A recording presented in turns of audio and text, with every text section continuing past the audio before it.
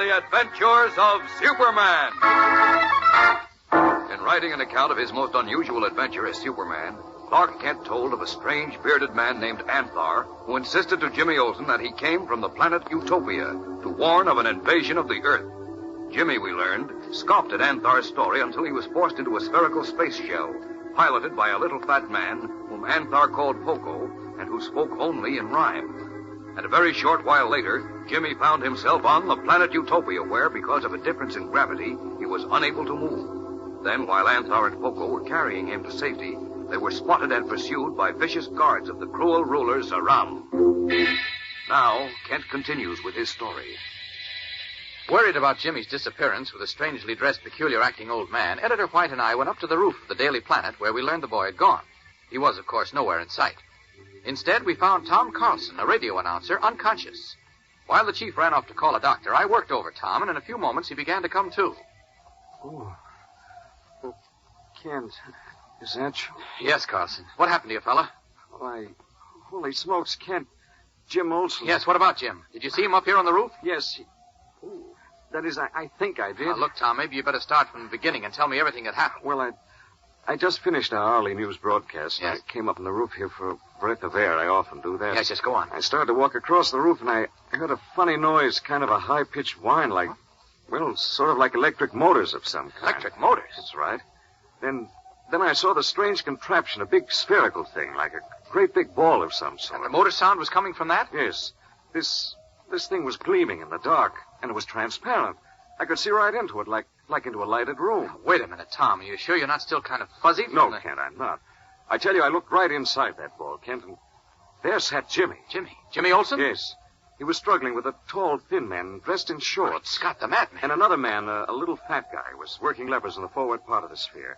I started over there when all of a sudden, whoosh, the ball shot off the roof as if it had been fired out of a cannon. What? No kidding. Jets of air shot out of the ball when it took off and knocked me back against the tower.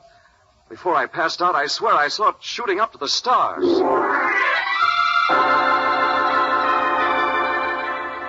Utterly and completely shocked by Tom Carlson's story, I just stood there and stared at him, for the moment unable to believe what I'd heard. And at that time, I learned later from Jimmy, he was thousands of miles away on the planet Utopia. There, he and Anthar, surrounded by armed guards dressed in gleaming tunics of woven metal, were marching down a long, high-vaulted corridor. Where are these guards taking us, Anthar? Take us to the evil region Zaram, friend James. I would advise you to expect the worst. Jeepers. Oh! Golly. Now what? Zaram's council room is behind these tall doors. Uh-oh. Then this is it, huh? Shh. Let's be quiet. Inform His Excellency that I bring the prisoners. Look, Anthar, how come Poco isn't here with us? He was taken away by the guards while you were in the compression chamber. Taken away? To where? I do not know. Gee whiz, you don't suppose they did something to poor Poco, do you? I do not know. Anthar, look. Be silent now. You may bring in the prisoners. Very well. Prisoners, march! Come, friend James. Boy, what a room. Big as a house. This was formerly the king's own council room. The stained glass windows and the paintings and rugs. The prisoners will advance. Come, walk with me, friend James. That guy up there on the high throne, is yes, that is Zaram. Huh. He doesn't look like much. His appearance is deceiving. Holy smokes. Look who's sitting on that cushion at Zaram's feet. Look, it's Poco. Prisoners, halt! Spy, nasty spy. Hey, did Poco say that to us, Anthar? Yes, but I do not understand. Anthar's a spy, and soon he will die. What? And you Earthling, too. Your end is due. Well, how do you like that look, Poco? Silence, Earthling. You, Anthar. You call the Earthling friend? Is not that the usual greeting in Utopia, Excellency? Among ourselves, yes. Not to our enemies. The boy is not an enemy. No, of course I'm not. Is he not from the Earth? Yes, And but are not they of the Earth our future foes? I trust not, sire. I have attempted to convince you that you make a dreadful mistake in your plan to invade the Earth. You attempt to convince me. Who are you to dare to challenge your regent? I do not challenge. I only assume my right as the senior senator of the council to advise you. I've heard your advice, and I decided against it. You dared to cross me secretly, dared even to go to our enemies and warn them of our intentions. That Anthar makes you a traitor. He is not a traitor, and Poco knows it. What is this? Poco knows what? Well, Poco was... Quiet, friend James. Anthar, Poco's saying... Silence, Earthling! Well, Poco, it appears that the Earthling gives the lie to your story. He seeks to imply that you know more of Anthar's trip to Earth than you told me. It is a lie. A lie what he seeks to imply. It's just as I said. I was asleep in my bed. If that is so, I am reminded to ask how came you in the park when the guard captured Anthar and the Earthling? Yeah, let's hear you answer that. James, please. Answer, fool! How came you in the park? Well, there was a pain in my head. So I rose from my bed and strolled in the park to hear the song of the lark. Then down came the space shell close where I stood. Oh, so startled was I, my legs turned to wood. But when I saw them step out, they aroused my ire, for I knew they meant ill, to use Aram, sire. And so swift I gave chase, and when the guards came, I held fast the two villains. And now, me you dare to blame. Well, how do you like that? Do not deny him, friend James. But Anthar... Please, heed me. You, Anthar! Does the fool speak the truth? Yes, sire, he does. What say you to that, Earthling?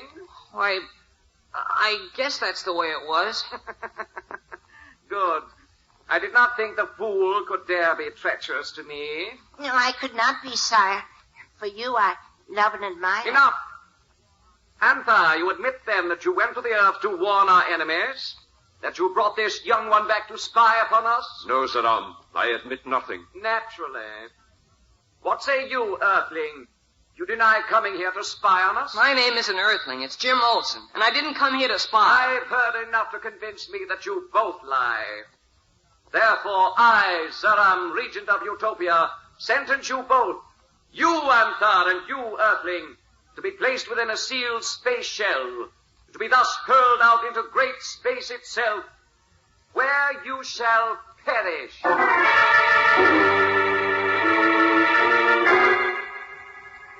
While Anthar bowed his head as in token of submission, Jimmy's face drained of color as the realization of the fate to which Zaram had doomed him struck home.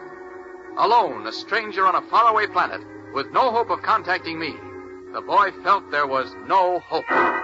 In just a moment, we'll return for the climax of today's episode of Clark Kent's fascinating story. So keep listening. And now, back to Clark Kent's narrative of Superman's most unusual adventure. As Zaram, evil regent of Utopia, pronounced the death sentence for Anthar and Jimmy Olsen, there was a moment of silence in the huge throne room.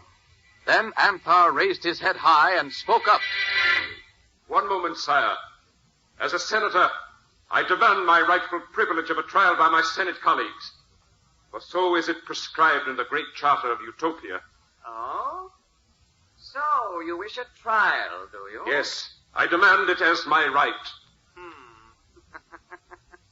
Very well. You shall have a trial.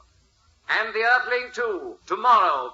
But I would not advise you to hope for too much from this trial, Anthar. Guards, take away these two and place them in cells. Yes, sire. Come, prisoners. Guard, fall in. Come, friend James.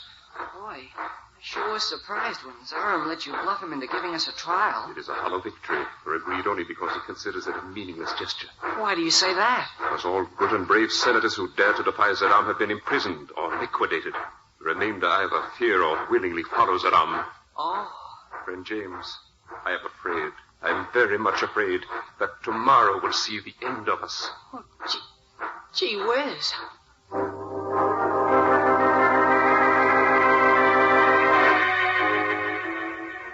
His face grown pale again, Jimmy walked with a sad-faced Anthar among the menacing men of Zaram. And despite his fear of what lay in store for him, he told me later the one thing that hurt him most was the thought that Poco, the little fat rhymester, for whom he developed an affection, had turned against his friend. Was Jimmy Olsen right in assuming that Poco had turned against him and Anthar? What happens now? Don't miss tomorrow's episode in Clark Kent's thrilling story of Superman's most unusual adventure, when he reveals how he found out about Jimmy's predicament. Yes, be sure to tune in again tomorrow. Same time, same station. And remember, for breakfast, it's Kellogg's Pep. For excitement, the adventures of Superman.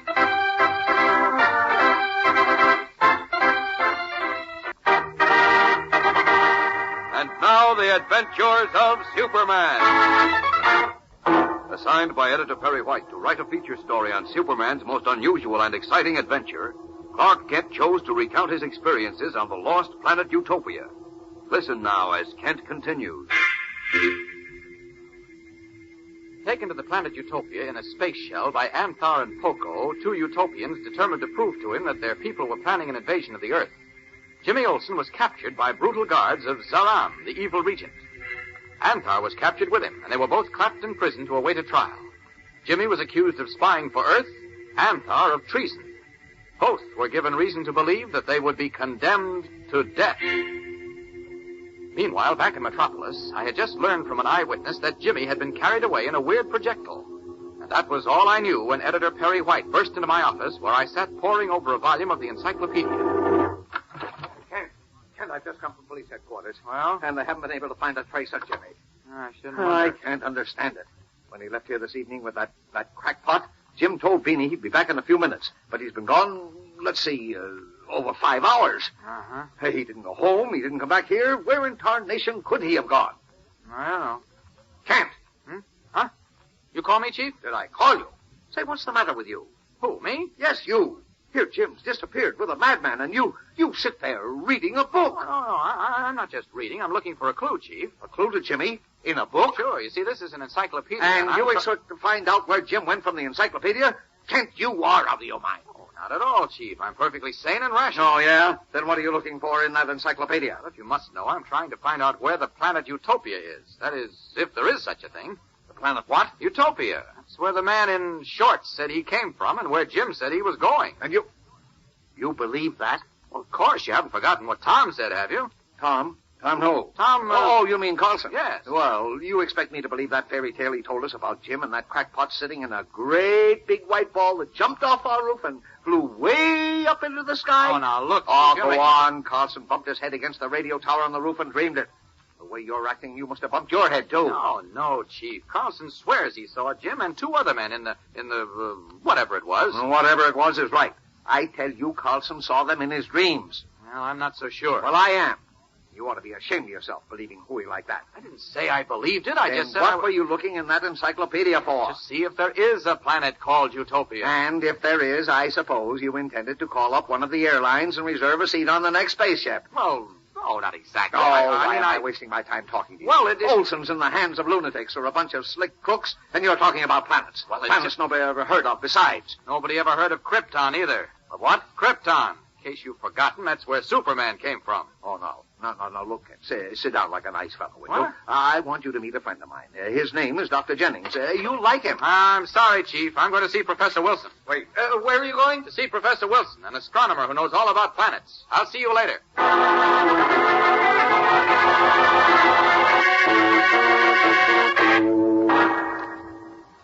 Say, you never heard of the planet Utopia, Professor Wilson? There is no such major planet, Mr. Kent. No, I know that, Professor, but aren't there quite a few minor planets? Yes, there are a host of small bodies which are known as minor planets or asteroids, such as Ceres, Ares, and Hidalgo, for example. But I believe you said this planet you were wondering about might be a possible habitation for human life. Oh, yes. Then that rules out the minor planets, since we believe they have no atmosphere. Oh, I see. Well, what planets are known to have an atmosphere, Professor? Oh, quite a few. Oh? But most of them are ruled out as possible human habitations because of their extreme temperatures and low density. Oh, I see. Which ones aren't ruled out? The planets of the so-called inner group, Mercury, Venus, Mars. But because of scientific reasons, with which I won't bore you, we don't believe that either Mercury or Venus is habitable. I see, but you think Mars might be? Yes, we believe it might support some form of life, but form quite unlike man as we know it. Then our friend in shorts and sandals couldn't have come from Mars. I beg your pardon? Oh, nothing, Professor.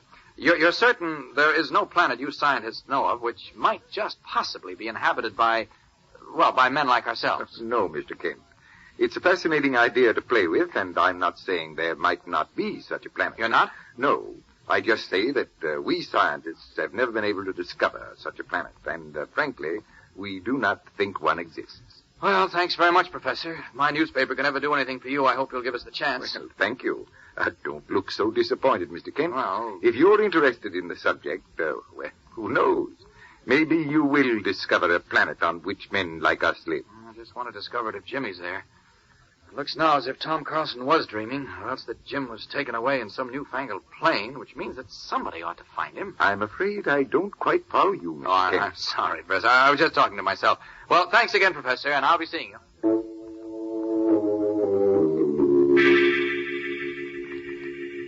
Confused, perplexed, and more worried than before, I left Professor Wilson's laboratory.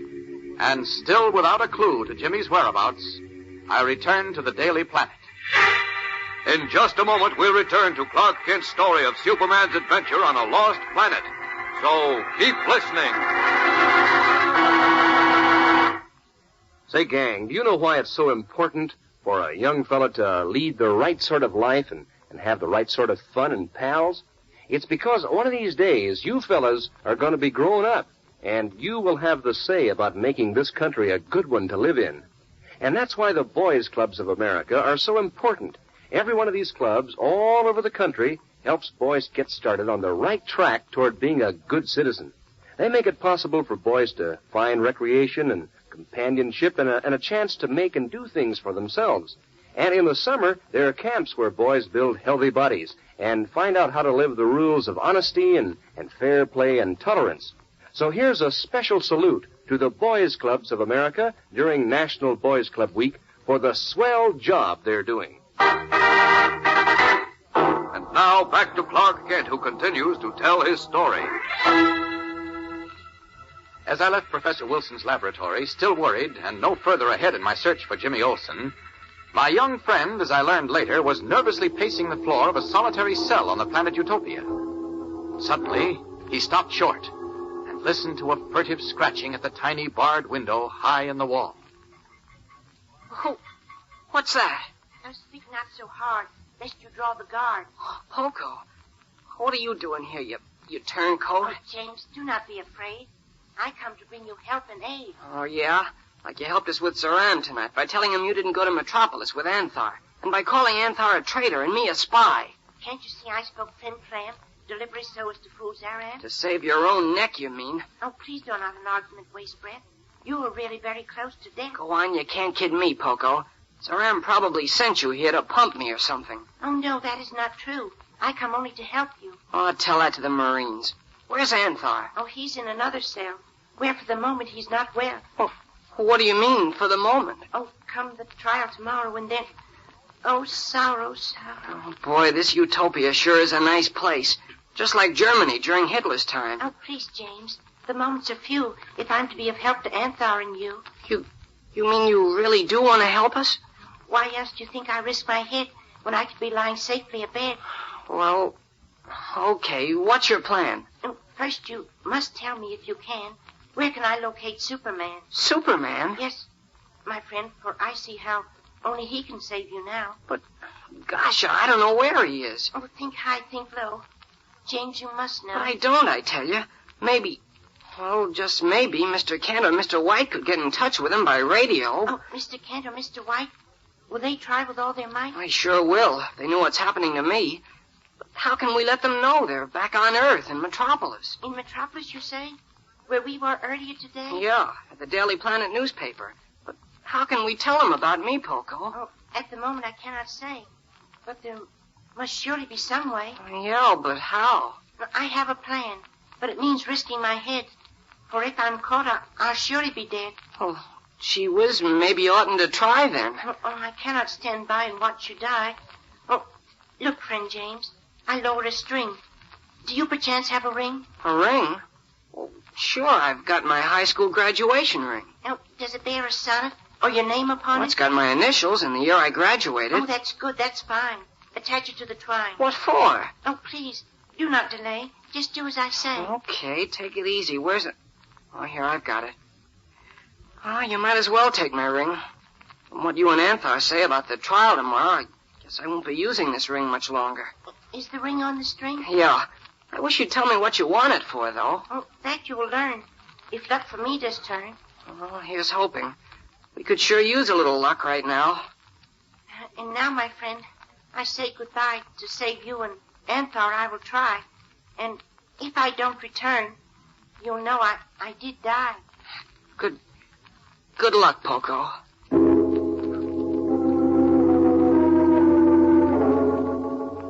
Swiftly drawing the cord on which Jimmy's ring is attached up through the tiny barred window, Poco melted silently into the darkness, bound on a dangerous mission. Left alone in the blackness of his cell, Jimmy, as he later confessed, prayed harder than ever before in his life that the little rhyming jester would succeed in contacting me. Tomorrow, Clark Kent reveals the details of Poco's daring plan and tells how the little round rhymester manages to contact Superman. So don't miss it. Yes, don't miss a single thrilling moment in Clark Kent's fascinating story of Superman's most unusual adventure, the mystery of the Lost Planet. Be sure to tune in again tomorrow, same time, same station. And remember, for breakfast, it's Kellogg's Pep. For excitement, the adventures of Superman.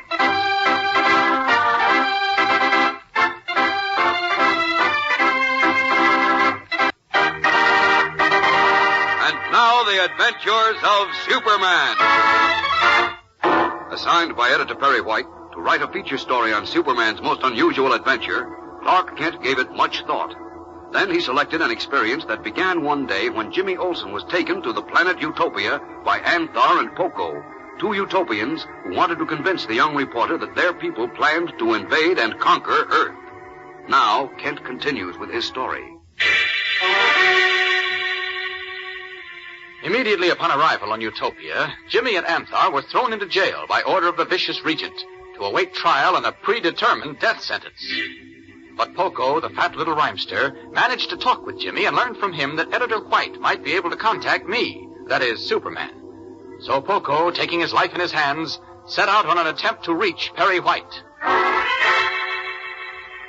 Meanwhile, Jimmy and Anthar were brought from their cells to an anteroom of Utopia's huge Senate chamber, where they waited for the senators to assemble for their hearing.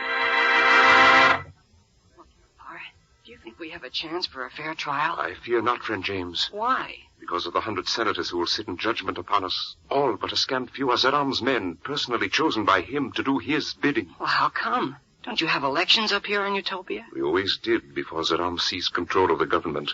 Now Zeram, and he alone, says who shall and who shall not hold office. Oh, I know his kind. There are still a few of them left on Earth, too. But when our United Nations really get swinging, there won't be any more like that at all. That is as it should be. Amen. That doesn't solve our problem right now. Indeed it does not. I feel now that nothing can save us from Zeram's wrath. Unless Poco manages to go through with what he told me last night. What? You saw Poco last night? Uh-huh. Somehow or other he managed to get to the window of my cell. Tell me, what did he say? Well, he said he was convinced that only Superman could get us out of this mess. And he asked me how to locate him. Yes. I couldn't tell him any more than I told you. That is that I don't know. Except that maybe if he could manage to contact Mr. Kent or Mr. White, maybe they could help.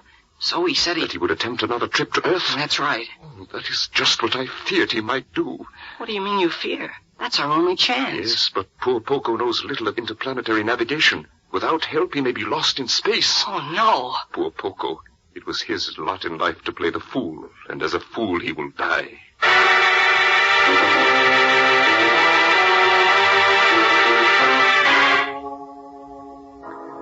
And so it was in a spirit of dejection and utter hopelessness that, a few minutes later, Jimmy and Anthar were ushered by armed guards into the Senate chamber, where on a high throne planted on a dais overlooking 100 white-robed senators sat Zeram, beak-nosed, fierce-eyed regent of Utopia. Silence! Zeram, the great and glorious regent of all Utopia, speaks. Boy, what a build-up for that ugly puss. Please, friend James, be quiet. Gentlemen of the Senate, fellow Utopians, we meet today on an unhappy occasion to learn that Anthar, one whom we all loved and trusted, a man who once earned the respect of his fellows, has now become a turncoat, a foul traitor. Hey, what kind of a trial is this? Is Zeram asking or telling them? I warned you not to expect a fair trial. What cared Anthar, the man our people trusted, that our planet is doomed to be shattered in space within a few weeks? What cared he that our people are thus doomed to death? No! Anthar cared only for himself. For by acting as a traitor to Utopia, he was promised great riches and power on Earth. If we are destroyed... Holy smokes. He's sure getting this bunch worked up with the old rabble-rouser technique. And now, gentlemen, this same Anthar, a base traitor, dares us that we grant a fair trial to him and his fellow conspirator, the spy, James Olsen. However, keeping in mind that Utopia is, after all, a democracy, Is he kidding? it is our duty to listen to Anthar, even though we know beforehand what our vote will be. You hear that? He just the thing is told, and they're going to vote us guilty. Courage, friend James. I will do my utmost to change their minds. Fellow Utopians and fellow members of the Senate. You may call me traitor, but I will be heard. It is true I flew through space yesterday to Earth. But I went there for but one reason, to speak with only one person whom I was sure could help us. And unfortunately, I failed to find him. However, gentlemen, hear me when I say that we not only commit a great moral wrong by planning to invade the Earth, but it will mean our destruction. I have heard enough. Gentlemen of the Senate, shall we waste time in debate here? Shall we wait and risk defeat? Or shall we strike now while the people of Earth are off guard, and so secure a new homeland for our people? Wait! Senators, wait! I tell you, Zeram leads you to destruction. Gentlemen, you have heard Anthar, who speaks for himself in the American Spy. You've heard him in fair trial. Are you ready to vote now on the fate of Anthar the traitor and James Olsen the Earthling spy? Very well. What is your verdict? Holy mackerel, Anthar. It's a landslide against us. Yes, friend James. I have played my last card and lost. You hear that, Anthar? The Senate has voted unanimously that you and the American spy are guilty. Hear my sentence, then. Gong! Strike the gong. Anthar and James Olsen, by vote of the Senate, and by my power as regent, I sentence you both to be placed in a sealed space shell at sundown this evening, and to be propelled thus into the vastness of space, there to perish.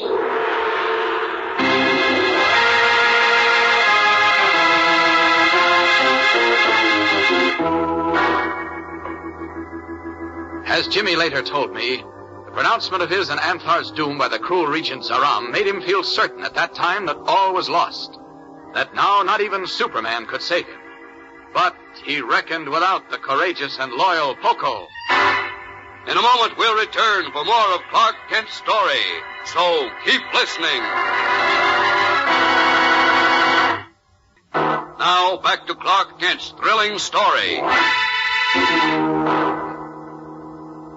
As Jimmy Olsen and Anthar heard their doom pronounced by Zeram, I was sleeplessly pacing the floor in my apartment when I was suddenly startled to attention by the ringing of my phone. Hello, Clark Kent speaking. Oh, Kent, this is Burroughs at the office. Oh, yes, I sir. hope I didn't wake you up. No, I haven't been asleep. Matter of fact, I've been out all night hunting for Jim Olsen. Yeah, I didn't get much sleep myself worrying about him. Yeah. Hey, listen, Kent, we just had a flash on the teletype. About Jim? Well, no. Oh, well, turn the story over to someone else, will you, Burroughs? I'm giving all my time to looking for Jim. Oh, sure, I know, but this is very strange, Kent, and it seems to concern you. Me? How? Well, it sounds crazy to me, but it's been authenticated. Oh? Now, listen to this.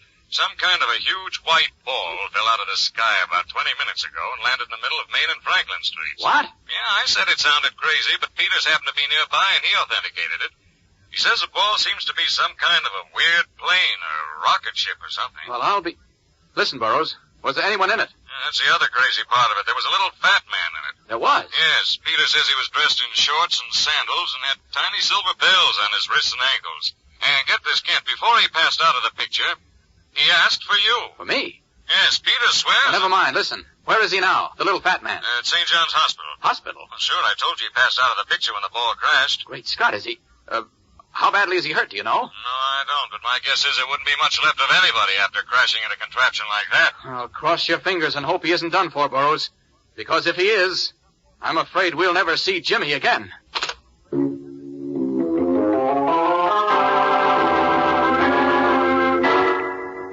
Hoping against hope that the little man might yet be alive to tell me something about Jimmy, I stripped off my street clothes and, as Superman, rocketed out of my window toward St. John's Hospital. Tomorrow, gang, Clark Kent reveals the condition in which he found Poco and what the little rhymester was able to tell him. And from there on begins the most exciting part of Superman's most unusual adventure, the mystery of the Lost Planet. So don't miss a minute of it. Be sure to tune in again tomorrow. Same time, same station. And remember, for breakfast, it's Kellogg's Pep. For excitement, the adventures of Superman.